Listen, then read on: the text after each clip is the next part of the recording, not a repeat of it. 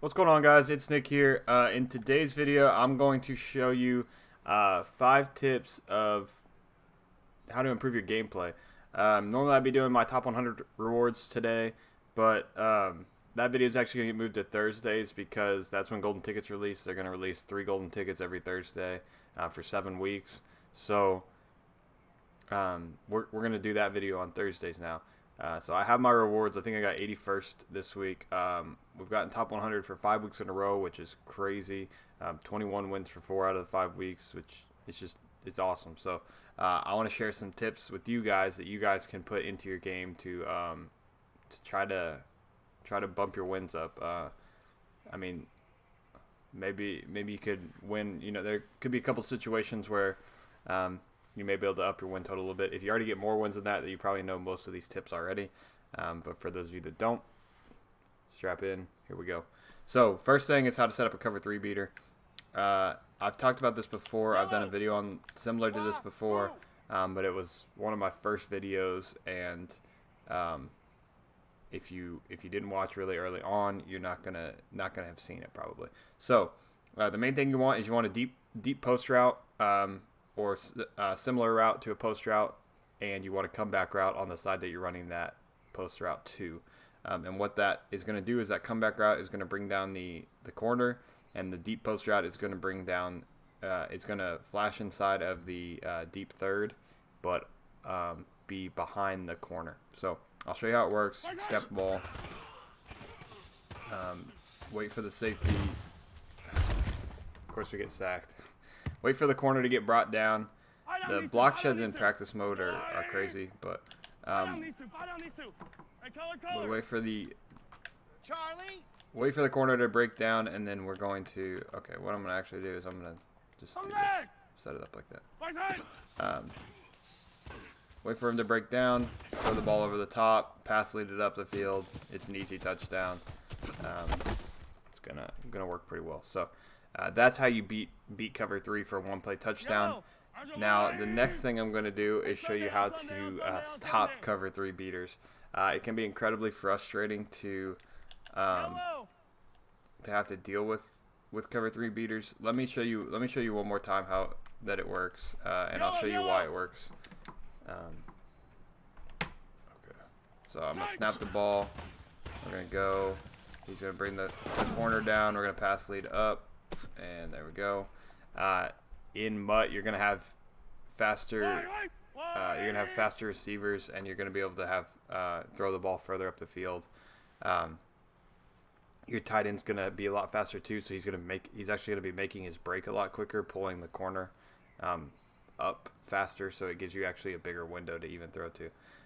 So that's, let me show you why it works. I know I've told you, you know, it brings the corner up, but let me show you how much it brings them up. So if we watch here, you can see Tyreek there. As soon as Kelsey makes his turnaround, the corner hesitates here. He stops, and then that little brief second of him stopping is what gives time for the receiver to get over top.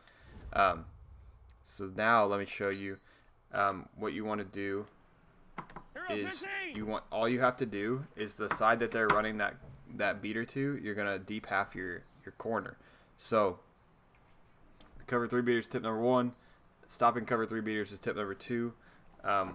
What you want to do is the corner they're running the cover beater to. See, all you're gonna do is put him in a deep half. So to do that, you're gonna hit. If I want to put circle on a deep half, I'm gonna hit triangle, triangle, circle, and then deep half is right on the right stick, and that's gonna put him in a deep half. If I wanted to put square in a deep half, I would do triangle, triangle, square, right on the right stick. So that's how you're gonna prevent the cover 3 beater. Now you're gonna watch, and that corner is never going to bite on the. Let me set it up the same way I had it. I had streak over there. That corner is never going to bite on the play. See how deep he is already down the field there. Never even turns around and hesitates on the tight end comeback route. So that's the really easy way to stop a coverage beater is to run just run that corner that they're running the beater to in a deep half, and he'll never bite on what provides the cover 3 beater.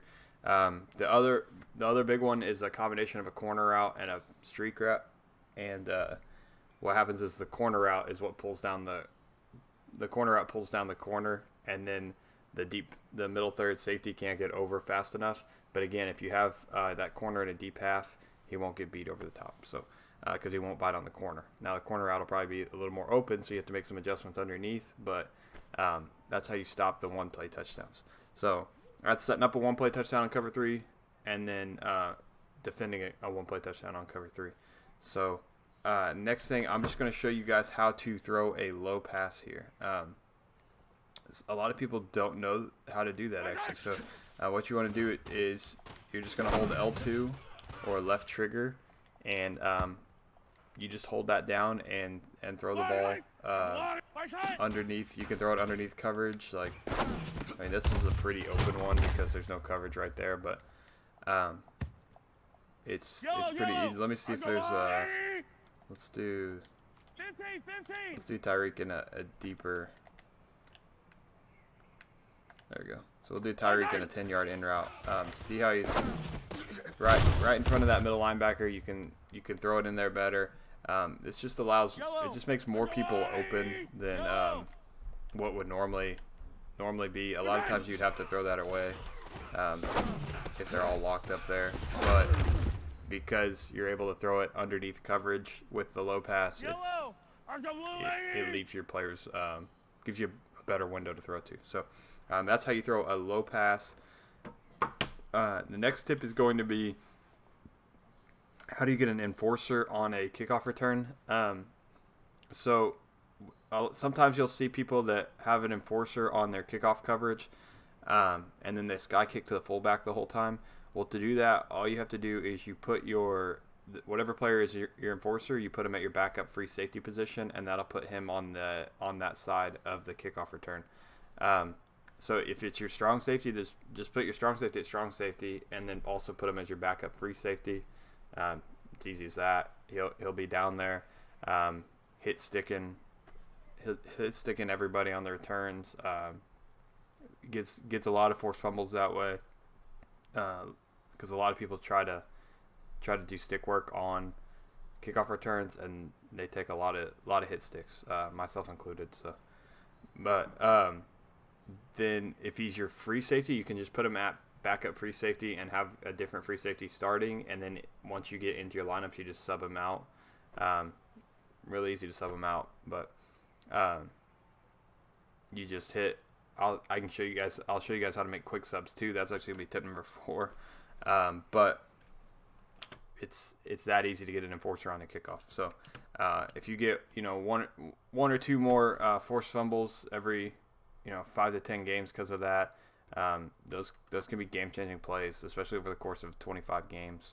So let's see. I'll choose new play. So this is how you make quick substitutions here if you want players. So like I wanted Tyreek Hill on that cover 3 beater. So in this since I subbed him, I won't show you me flipping him, but in this formation, Tyreek Hill actually comes in where McCole Hardman was. He actually comes in at this spot. And Sammy Watkins comes in at where Tyreek Hill is, not where Tyreek is. But so to do that, all you do to make subs is hit R1, and then you just go pick where you want your players to be. You can put them in the best positions to succeed themselves. You can bring in your backup running back if your starting running back is tired, that sort of thing. So R1 is to adjust where each player is, and then the 5th tip is going to be getting rid of fatigue on your players. So if you notice sometimes after like a big run, your running back will be yellow. Well, all you have to do, I don't think we can get fatigue in practice mode. Let's see. I don't think there would be any way to get fatigue in practice mode, but we'll see. But what you're gonna do is if he's yellow, If he's orange, it's a little bit harder to get him all the way back up to full fatigue before your next play. But if he's yellow, all you do is you're just going to sit there and, yeah. All you're going to do is just sit there and just keep changing your formation over and over again. And just hold it down. I hold it down. I hold down my D-pad. Where are we at? I'm plugged in here. I hold down my D-pad and my stick, and I just sort through it as fast as I can. The faster you sort through it, the better he recovers. And you'll see him go from yellow to then a light blue to back to a dark blue. The problem is with running fatigued players is it kind of decreases some of their stats, and they'll fumble a whole lot more. So it's one way to really help you prevent fumbles is to keep your players fully at full stamina. So just sitting there running through, you're just going to shift through them really quick and then get them all back to full stamina. The ones that, now if they start out red, that's when you'll have to substitute in your backup running back, and you can either do that with R1 or you can flick the stick over. Let me go to a different formation. Flick the stick over to the halfback sub, and that'll bring in your other running back. So that's it.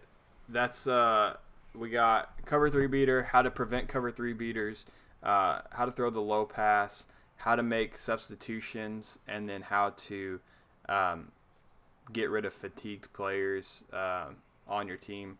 So that's going to be the 5 tips for today. If you guys like this type of video, please let me know, and I'll make more videos with more tips on what to do. If there's any specific thing you guys want to know, I can do that in another video. So if you guys have a bunch of questions on how to do stuff, then put it in the comments, and I'll address it in a future video. So we'll have top 100 rewards on Thursday. Let me know if you got any questions. But I appreciate you guys so much. Thank you guys for watching, and peace.